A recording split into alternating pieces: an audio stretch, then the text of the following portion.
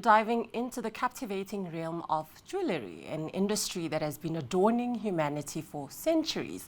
Now, from the intricate details of traditional craftsmanship to the innovative designs of modern artistry, jewelry is more than just a decorative piece. It's also a symbol of love, status, and also personal expression. Now, joining me in studio is Meiki Ngcegeni, the CEO of Isabella Jeweller and also Refiners, who's been making a mark in the South African industry. She's not only, the CEO, but also a daughter of the founder of this company. Well, welcome to Africa Side Hustle.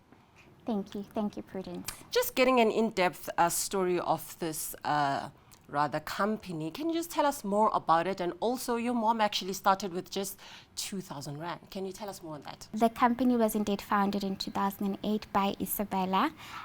She's a qualified goldsmith, and she also has a passion for design and craftsmanship. So when she started the business, her vision was to create biscuit jewelry, and that is why she started the business with the 2,000 Rand.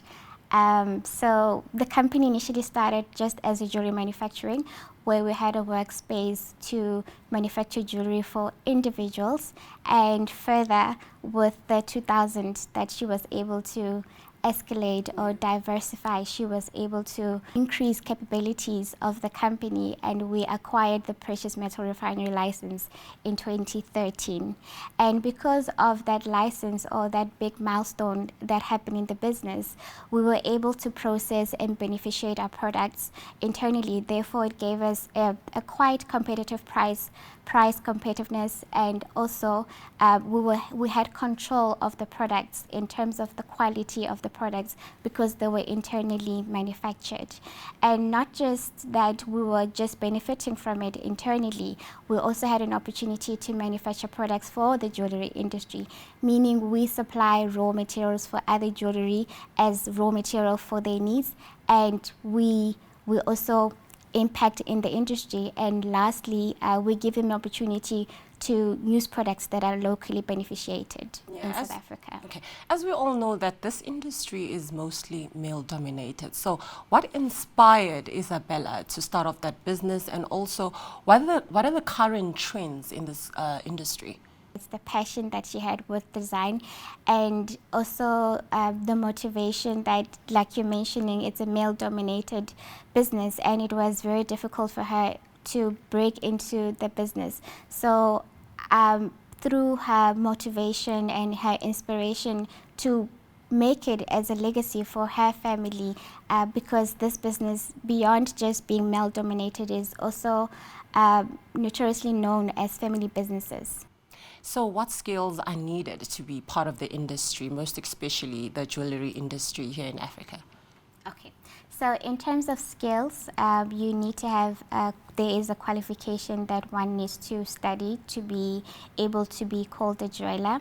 Thereafter, you need to brush your skills by having hands-on work experience, which we recently raised our hand as a business to give graduates an opportunity to come get hands-on experience. And what we've discovered, we realized that beyond just technical skills, you do also need some business information, understanding how to run the business of the jewelry. So it's not just about the qualification, but we also feel like it's a hands-on experience, so that it opens up opportunities to build a business model that will be sustainable in this jewelry market. Yeah. So what actually drives market demand within this jewelry industry, and where do you see the opportunities?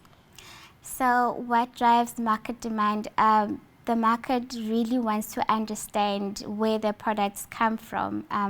Historically, we know that South Africa is rich with their diamonds and gold.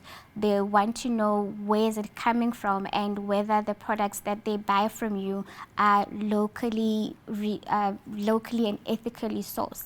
So it's important to be transparent about the products that you manufacture, and therefore that will increase the confidence that people will end up buying from you. Yeah, and I'm sure there are viewers at home who want to start a jewelry business. So for that person, what advice would you give them? as a business person in the industry, I would say the passion would be one of it, because it does take time to start seeing the rewards in terms of the financial. You need to put a lot of work. You need to be as creative as possible. You need to be willing to share your creativity with the world, and they can appreciate it through the products that you're able to manufacture for them. So that's my advice, the design and the inquisitivity of wanting to manufacture these beautiful pieces. Now, talking globally, how can our local manufacturers or local brands be able to compete with international brands? So South Africa, if I had to go back to the value chain, as much as we have the raw materials in terms of gold and diamonds, however, we still have the challenge of we still import products that are finished goods. So how we can compete with that is continuously getting support from government in terms of closing the gap of scarcity of skills, one. Secondly, giving jewelers an opportunity to polish, to refine, to further manufacture products, and be able to manufacture products that will be appreciated by the world out there. Yeah, and looking back to the start off of the business, are there challenges that you might have faced?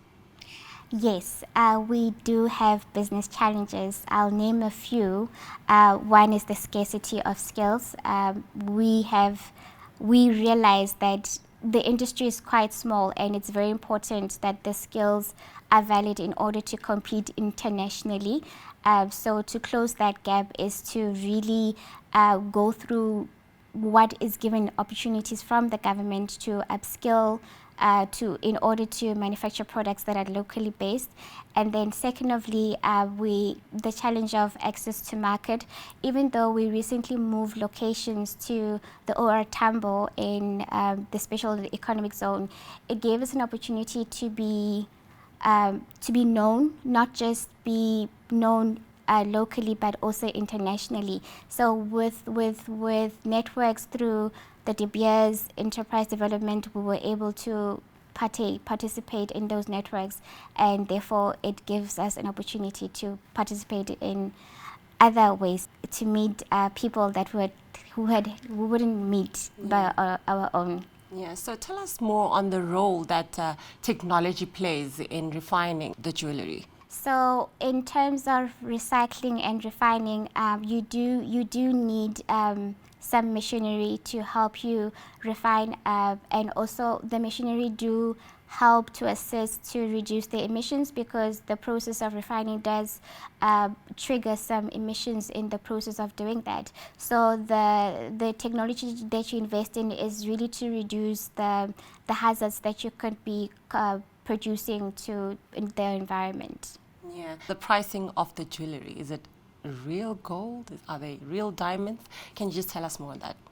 So in terms of pricing, there's a variety of products a client can choose from, and that's what we specialize in co-creation, because we have the variety of products to choose from, whether it could be from 9 carat, 18 carat. I'm sure you're familiar with such, and you get clients who want diamonds, and those are real diamonds. It's just a matter of, are they choosing clarity, what types of cuts are they choosing, and that has a price effect on it, definitely. Okay, for the ones sitting at home, which one is actually better, real or not real diamond? Real, definitely. They last forever. Thank you so much for joining us on Africa Side Hustle. And that was Meiki Ngcegeni, the CEO of Isabella Jeweller and Refiners. As we conclude today's episode, remember that Africa's entrepreneurial spirit is unstoppable. Turn your passions into profits and share your hustle story with us using hashtags Africa Side Hustle. And don't forget to subscribe for more entrepreneurial stories, business news and insights on